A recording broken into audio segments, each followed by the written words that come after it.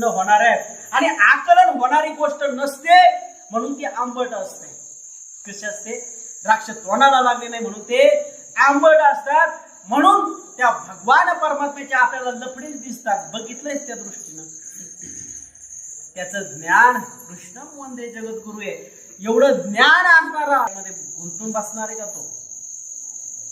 हा त्यानं रचलेली माया दैवी हे समयी मम माया प्रत्यया मामे वय प्रपद्यन्ते माया मेता करंते.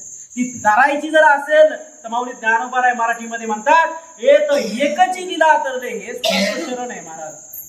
एक एकची लीला तरले जे सर्व भावे मज भजले. मिळालंय सप्त्यामध्ये विण्याचं काम, वाजवा मनानं.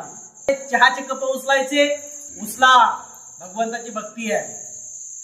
चपला उचलायची वेळ आली, सडा टाकायची वेळ आली, रांगोळी काढायची वेळ आली, मृदंग काय आणायची वेळ आली, ते भगवंताचं काम आहे.